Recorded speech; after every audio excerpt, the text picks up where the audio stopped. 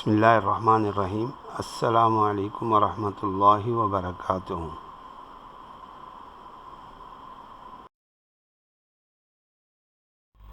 Welcome to Iqra Fast Boys Secondary School YouTube channel, a project of Iqra Education System.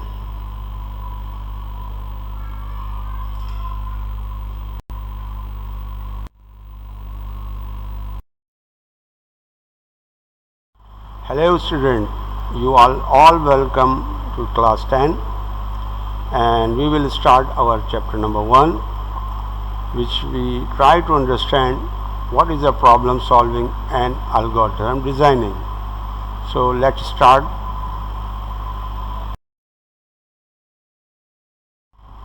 So topic number 1.1, what is the problem solving? इसमें हम समझने की कोशिश करेंगे कि problem solving क्या है। Uh problem solving is a situation preventing something from being achieve.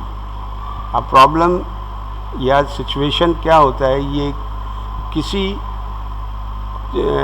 Result को, किसी टारगेट को अचीव करने में जो स्ट्रेटजीज़ हम इस्तेमाल करते हैं वो प्रॉब्लम कहलाती है। आसान लफ्ज़ों में, in simple language, a problem is a question which required an answer. It may be to task or a situation or anything or any other thing. यानी एक आसान लफ्ज़ों में इसको इस तरह समझा जा सकता है कि प्रॉब्लम एक उस क्वेश्चन का नाम है जिसमें हमें किसी न किसी टारगेट को अचीव करके कोई रिज़ल्ट या आंसर लेकर आना पड़ता है, या इसके अलावा कोई भी और सिचुएशन में हम वो स्ट्रेटजीज़, वो हिकमत अमली जो किसी भी प्रॉब्लम को सॉल्व करने में इस्तेमाल करते हैं, वो प्रॉब्लम सॉल्विंग कहलाती है।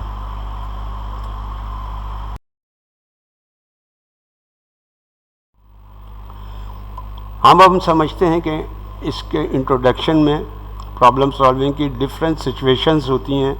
उसके एग्जाम्पल से हम समझेंगे how to prepare for study. जैसे पहली सिचुएशन है कि हम अपनी पढ़ाई में जो तैयारी करते हैं उसको किस तरह प्रिपेयर किया जाए।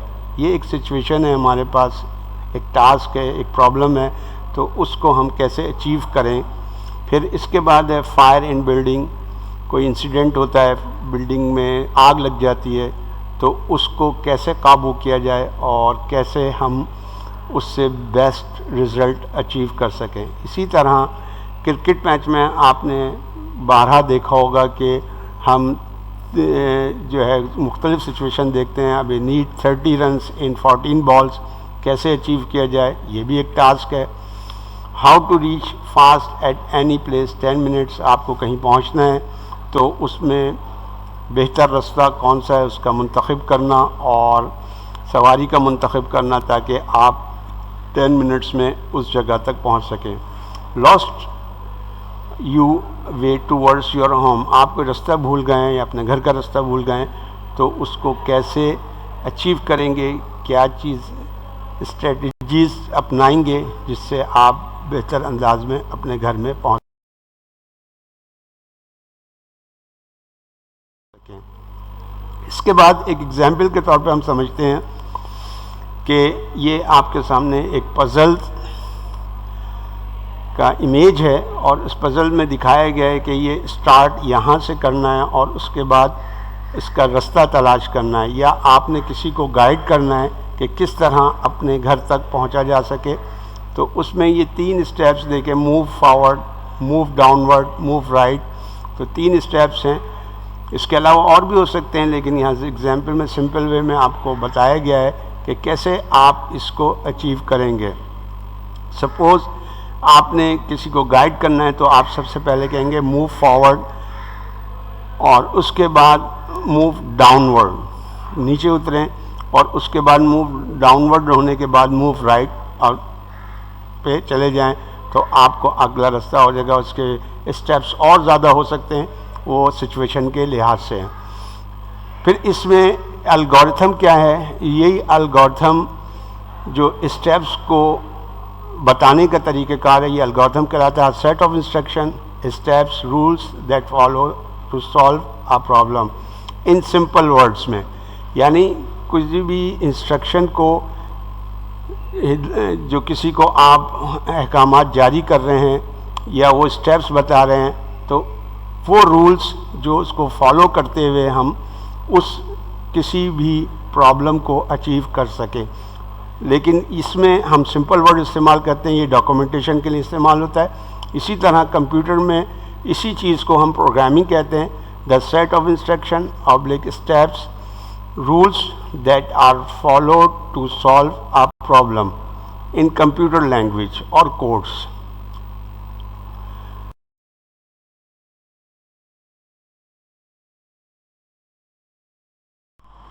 अच्छा, जैसे कि हमने पिछले स्लाइड्स में समझा एल्गोरिथम के अफादियत का, अब इसमें टॉपिक नंबर 1.2 में role of algorithm in problem solving, यानी एक एल्गोरिथम का क्या किरदार होगा किसी भी प्रॉब्लम सॉल्विंग में। तो इसको पढ़ के भी समझ लेते हैं। The advantage of using an algorithm to solve a problem और make a decision is that it produce the best possible answer every time। यानी इसका जो मेन एडवांटेज है एल्गोरिथम का, वो हम इसलिए इस्तेमाल करते हैं इसको कि हम अपने प्रॉब्लम को सॉल्व करने से पहले उसके तमाम स्टेप्स को वाज़ेह अंदाज में लिख लें, ताकि हम हर दफ़ा एक बेस्ट रिज़ल्ट या बेस्ट आंसर अचीव कर सकें। Now let's start to understand quality of good algorithm। Topic number 1.2, यानी अल्गोरिथम की कौन सी खूबियाँ होनी चाहिए या इसको लिखते वक्त कौन से बातों का ख्याल रखना चाहिए, वो 4 पॉइंट्स में मैं आपको बताने की कोशिश करूँगा।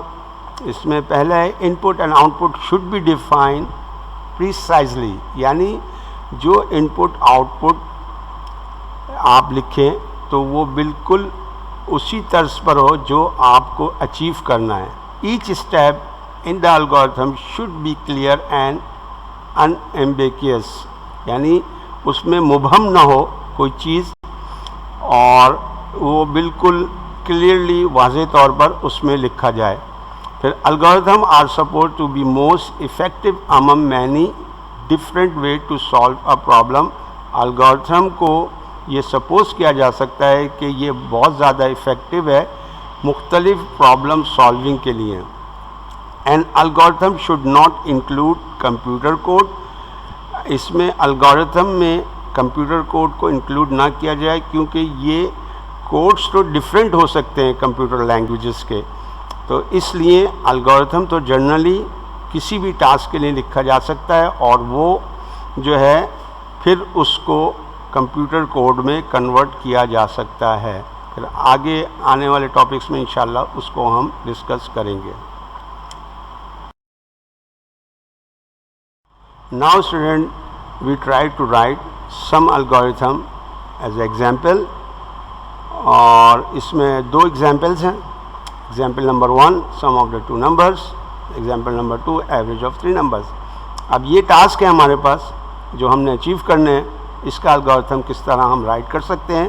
तो इसमें देखिए स्टेप बाय स्टेप ये लिखा हुआ है और इसको इसी तरह इसके रूल हैं जिसकी मदद से हम अपने एल्गोरिथम को कंप्लीट करेंगे। Step number 1 start, step number 2 declare variable, variable के आगे नाम दे दिए num1 num2 एंड सम। फिर स्टेप नंबर 3 में हम इन वेरिएबल्स को रीड कराएंगे, रीड वैल्यू num1 num2, क्योंकि इन 2 ही वेरिएबल में वैल्यूज़ होंगी। फिर स्टेप नंबर 4 में add num1 and num2 and assign the result to the sum. Step number 5 में डिस्प्ले सम। स्टेप नंबर 6 में स्टॉप। ये आपका एल्गोरिथम इसका कंप्लीट हो गया। इसी तरह एग्जाम्पल नंबर 2 में आप देखें वही स्टेप्स हैं लेकिन थोड़ा सा लॉजिक के हिसाब से चेंज कर दिया। स्टेप नंबर 1 में स्टार्ट है, स्टेप नंबर 2 में declare variable num1 num2 num3, and average 4 variable declare किए हैं इसमें। फिर स्टेप नंबर 3 में इन तीनों वैल्यूज़ को रीड करा लिया है, num1 num2 num3। और स्टेप नंबर 4 में अप्लाई फार्मूला एवरेज, AVG हमने ले लिया है एवरेज की जगह, और उसमें हमने फार्मूला जो है एवरेज का वो इनपुट किया है num1 plus num2 plus num3 और उसको डिवाइड 3 से कर दिया है।